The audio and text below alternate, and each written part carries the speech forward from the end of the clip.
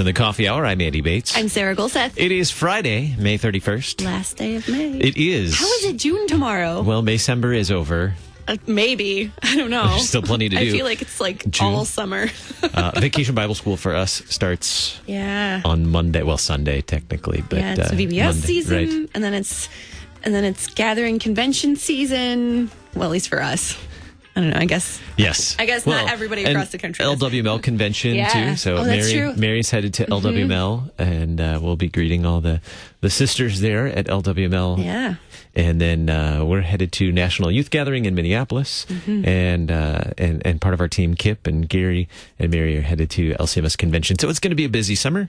Was seeing so many Lutherans and excited to do that. And speaking of busy summer, we have a really unique opportunity, a great opportunity for musicians at Concordia Theological Seminary this summer. We're going to share that here in just a moment. And also what's going on in Illinois with the Illinois Reproductive Health Act. We'll get some insights on that as well. Thanks to Concordia University, Wisconsin for underwriting the Coffee Hour. You can find out more about Concordia University, Wisconsin at cutw.edu.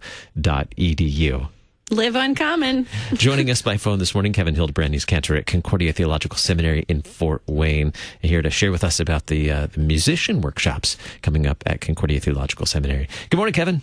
Good morning. Thanks so much for joining us today, and excited to learn more about these musician workshops. Sure, my pleasure. So is this new, or have these been going on for some time now at Concordia? They've been going on for about 30 years. Oh, okay. Wow. So they're new. They're relatively new. Only 30 years. Well, age is relative, I suppose. But, about 30 years ago, my former colleague and predecessor, Richard Resch, began this program at the seminary for church organists to come and hone their skills and improve for the sake of their congregations.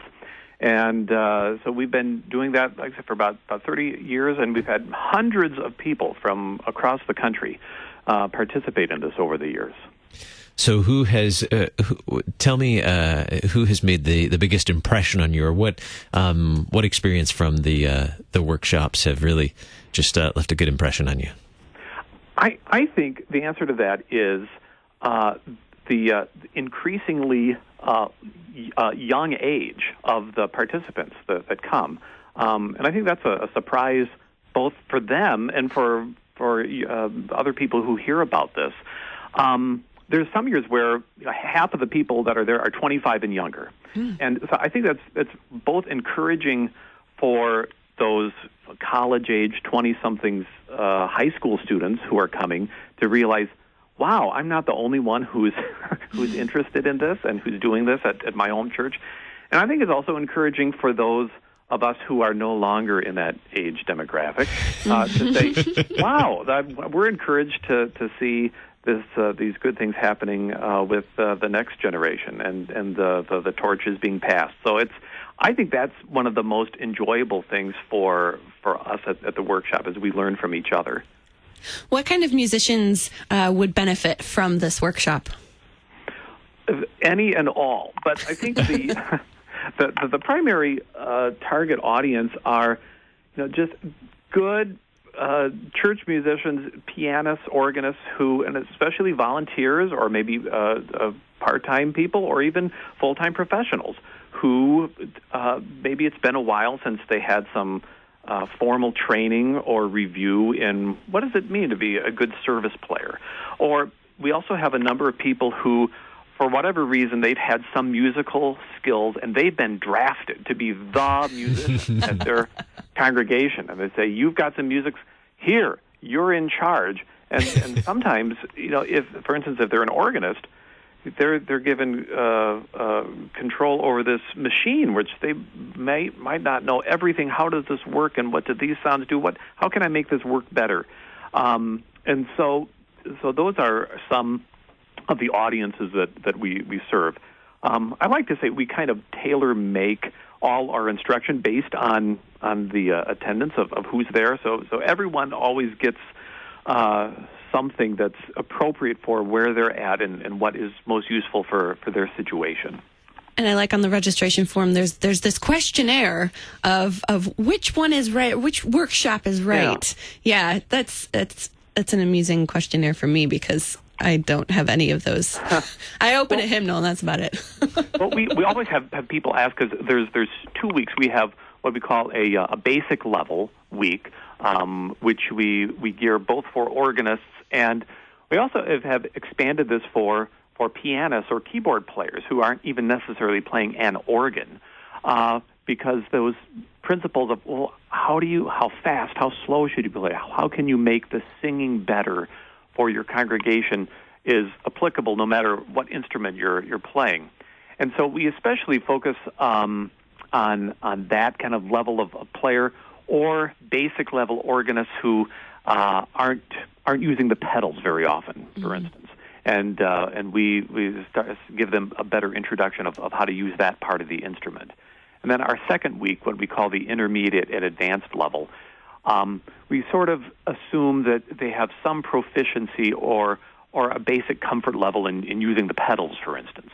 And so this little self-diagnosis in the brochure helps someone determine which level is going to be best for me. When they have the workshops for the rhythm egg player, because that's about as advanced as I've gotten.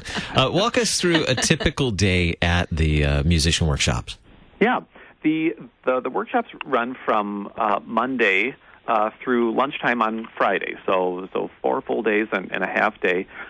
We always begin the morning with a class in basic theology, because church musicians are always making theological choices, and to have a better background on, well, what is it that we are believing, teaching, and confessing, even in our role as musicians. How does music fit into this, the confession of the church and what we're teaching?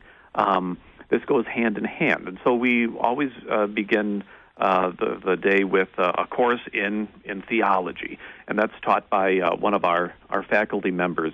Either Dr. Paul Grimm, my colleague, is teaching 1 week, and then Dr. Timothy Quill, formerly pastor in the St. Louis area, been at our seminary for a while, is teaching 1 week. And then chapel is always the center of our day, where our students get to see and hear what they're learning in action. And then we continue to have a series of lecture and demonstration courses that are taught at the instrument. And then everybody gets a lot of time at the instrument themselves, on the bench, on the piano bench, on the organ bench, where we have a master class, which is basically everybody having a lesson in front of everybody else. And the student will play, and then they'll get feedback from me or one of our other instructors and say, here are some things you're doing well. Why don't you try this? And everyone in the room is learning from each other that way also. Yeah, I got to see, there's a video of that, of one of those lessons on the seminary's webpage as well, for where you can find more information about the musician workshops. Tell us about the dates for this year and registration information. Sure. Well, we always teach this the last 2 weeks of June. So our basic level week is the week of June 17th, and then our intermediate and advanced week is the week of June 24th. I always have one of my colleagues help me with the music teaching of the organists. And in fact, we have Mr. Matthew Gerhardt, who's on the music staff at St. Paul de Pere, is assisting me with that basic level week this year. And we have registration. Either someone can download a brochure or register right online at our webpage, which is ctsfw.edu/musicianworkshops. Easy enough. That's pretty easy to find. And we'll provide the link with the program notes today as well. It's just exciting. So 30 years. So many musicians have gone through this. Do some come back for come 1 year and then come back another year, keep coming back? Yes. Yeah. We have a lot of repeat students. One never learns enough. And so we have a number of people who have come for a number of years. Outstanding. So now we just need to learn organ or piano so we can go to the workshops. I need to go learn piano in the next 2 weeks so I can go to this. We would welcome you. Now, I take it since it's 4-day workshops, students is there housing available there on campus or in the neighborhood?